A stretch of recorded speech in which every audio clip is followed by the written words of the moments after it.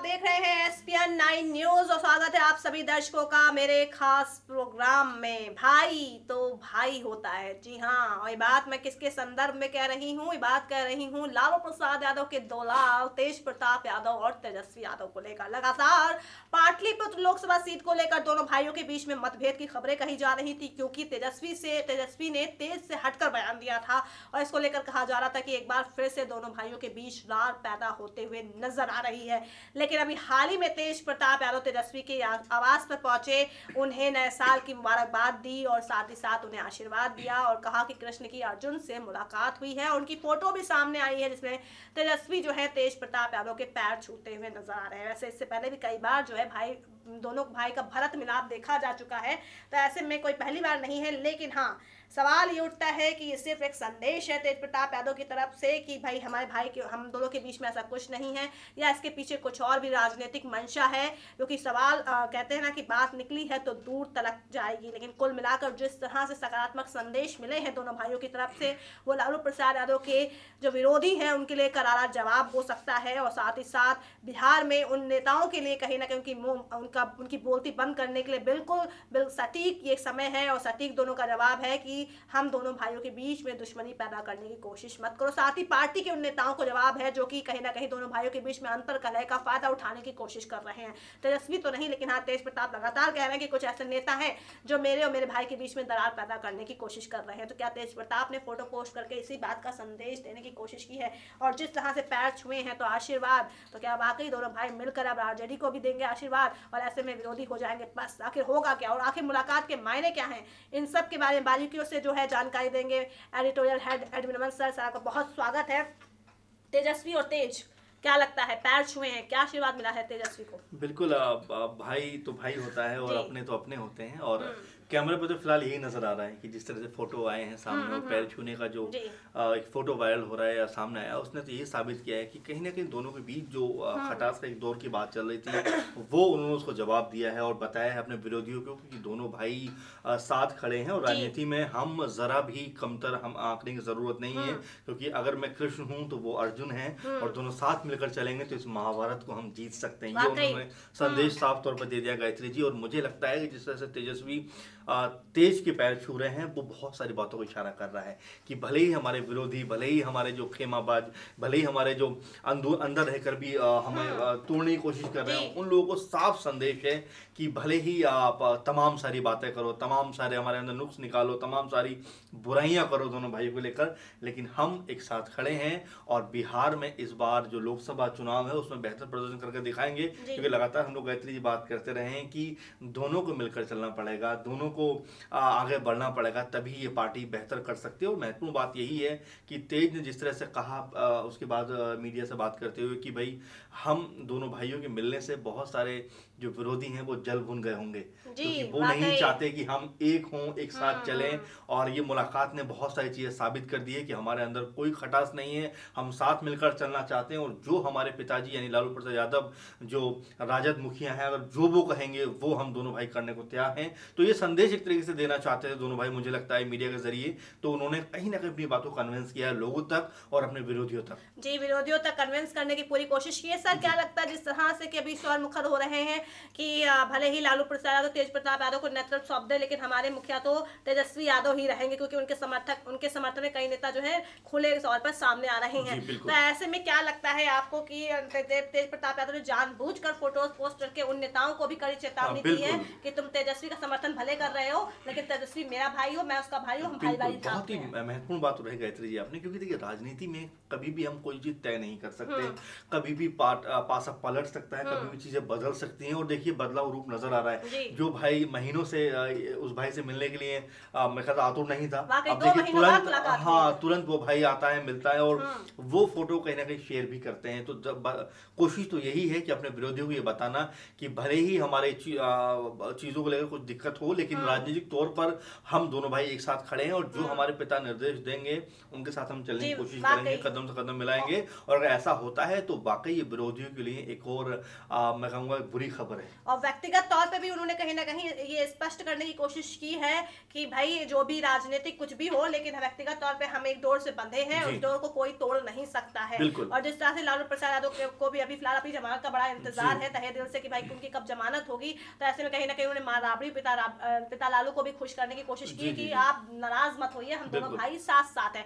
अब ऐसे में दोनों भाई साथ में आ गए हैं तो जी हाँ बिल्कुल। मैं गायत्री इसमें जोड़ना चाह रहा था कि लालू से पहली मुलाकात, उसके बाद आप राबड़ी से मुलाकात करते हैं, फिर अपनी बहन मीसा के लिए आप लड़ते हैं कि पार्टी पुत्र से तो मीसा ही लड़ेंगी, फिर आप अपने भाई के पास आ गए, यानी कि आप दिखाने की कोशिश कर रहे हो कि मैं परिवार से कतई अलग नहीं हूँ। और राजनीतिक लोग अगर ये समझने की भूल कर रहे हैं तो उनको समझ लें कि हम दोनों भाई एक साथ खड़े हैं। सर सबसे बड़ी बात तो ये कि ऐश्वर्या से तलाक को लेकर वो परिवार के खिलाफ काफी खींच भी गए थे, लगातार परिवार को कोस रहे थे, उस परिवार से उनकी पारिवारिक दूरियां बढ़ गई थी, लेकिन धीरे धीरे नए साल पे वो लग रहा है नई शुरुआत कर रहे हैं। पहले पिता के साथ प्यार बढ़ाया, माँ के साथ गिले शिकवों को दूर किया, बहन के लिए भाई का प्यार जताया, और अब छोटे भाई के साथ भी कहीं ना बड़े भाई की तरफ आशीर्वाद दे रहे हैं। कुल मिलाकर वो डोर से डोर बांधने की कोशिश कर रहे हैं और दिखाने की कोशिश कर रहे हैं कि जो हुआ सो हुआ, लेकिन नए साल में नई शुरुआत है और हम भाई मिलकर विरोधियों को मुंहतोड़ जवाब देंगे। ऐसे ही करना भी पड़ेगा क्योंकि सिर्फ 3 महीने का वक्त है लोकसभा चुनाव के लिए। ऐसे में अगर आप पछाड़ना चाहते हैं जेडीयू और बीजेपी गठबंधन को, तो आपको तैयारी तो मजबूत करनी ही पड़ेगी। और ऐसे में अगर दोनों भाई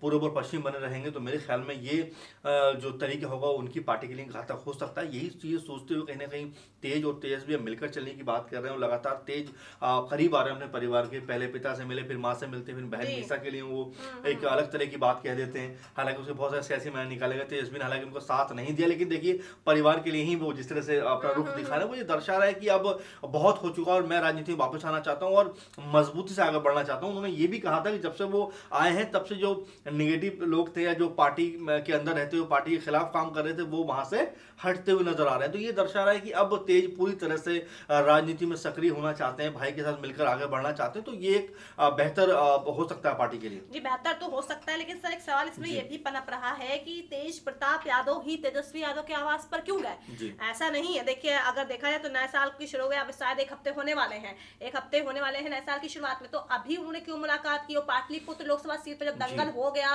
काफी एक मनभेद की स्थिति उत्पन्न होने लगी, उसके बाद ही तेज प्रताप यादव तेजस्वी से मिलने क्यों गए? हाँ बिल्कुल, बहुत सारे सियासी मायने हो सकते हैं। बहुत सारे लोग ये भी कह रहे हैं कि क्या तेज अपनी जमीन कमजोर होने के बाद तेजस्वी के पास गए, या क्योंकि तेजस्वी ने बड़ा साफ कह दिया है कि कोई क्या बोलता नहीं बोलता मुझे फर्क नहीं पड़ता, जो पार्टी के मुखिया यानी कि लालू प्रसाद यादव तय करेंगे वही होना है। यानी कि बड़ा साफ संदेश उन्होंने दिया था कि चाहे तेज बोले या कोई और बोले फर्क नहीं पड़ता, फर्क पड़ता है पार्टी के मुखिया के बोलने पे। तो ये एक साफ संदेश था कि तेज की अब उतनी नहीं चलेगी जितना चलना चाहिए, क्योंकि पार्टी के मुखिया अभी बैठे हुए हैं, वो बताएंगे सारी चीजें। हाँ अगर जिम्मेवारी तेज को मिलती है तो वो एक अलग मसला हो जाएगा। जी तेज को मिलती है जिम्मेदारी, लेकिन चलिए अब पैर छू लिए हैं, कृष्ण अर्जुन से मुलाकात कर ली है, दोनों भाई का प्यार याराना दोस्ती सब कुछ देखने को मिला। तो क्या अब ऐसे में हम ये कह दें कि तेजस्वी खुद आगे आके कह सकते हैं कि तेज प्रताप यादव को नेतृत्व की जिम्मेदारी सौंपी जाए? अब भाई है तो भाई एक छोटा भाई बढ़ रहा है तो छोटा भाई बड़े भाई को भी बढ़ते हुए देख बिल्कुल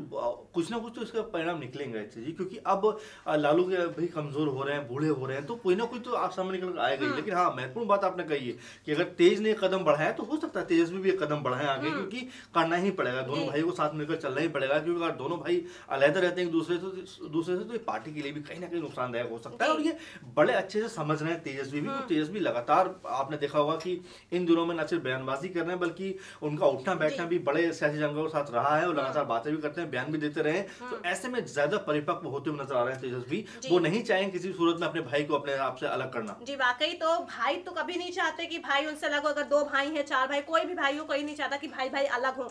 लेकिन कभी कभी ऐसी स्थितियां उत्पन्न हो जाती हैं, हम कहते हैं कि हम दोष देते एक दूसरे को, लेकिन परिस्थितियां ऐसी होती, हालात ऐसे बनते हैं कि भाई भाई अलग होने की कगार पर आ जाते हैं। अब ऐसे में लोकसभा चुनाव है, ये जैसा पॉजिटिव एक संकेत दिया है, सकारात्मक संकेत दिया है तेज प्रताप और तेजस्वी ने कि भाई हम एक साथ हैं, एक साथ आके जंग ऐलान करेंगे। और लोकसभा का भी कहीं ना कहीं अब जो आगाज हो ही गया है, धीरे धीरे और ज्यादा दिलचस्प हो जाएगा महासंग्राम। तो ऐसे में क्या लगता है कि अब कौन सी रणनीति बनाएंगे ये दोनों भाई मिलकर? क्योंकि तेज प्रताप यादव ने मीडिया से कहा कि हमारी पूरी राजनीतिक चीजों को लेकर चर्चा हुई है, तो चर्चाओं में क्या हो सकता है? बिल्कुल आदित्य जी, क्योंकि देखिए अगर आप साफ तौर पर देखें तो बीजेपी और जेडीयू ने मिलकर पूरी तरह से बिगुल फूंक दिया है चुनाव का। बिहार में दोनों ने अपने अपने सीटें तय कर ली हैं और किस तरह चुनाव लड़ेंगे वो भी कहीं ना कहीं बात सामने निकल कर आ रही है। लेकिन हाँ, ऐसे में राजद कहीं ना कहीं पीछे छूटती हुई नजर आ रही है। तो मामला वही है कि क्या दोनों भाइयों ने मिलकर तय किया, क्योंकि दोनों ने बोला है कि राजनीति को लेकर बहुत सारी बातें अहम हुई हैं। अब वो क्या बातें हुई हैं, किस तरह से हुई हैं, आने वाले दिनों में पता चलेगा। लेकिन हाँ, इंतजार सबको इसी बात का था कि दोनों भाई कब मिलते हैं और कब साथ चलते हैं, क्योंकि हम भी लगातार बात करते रहते हैं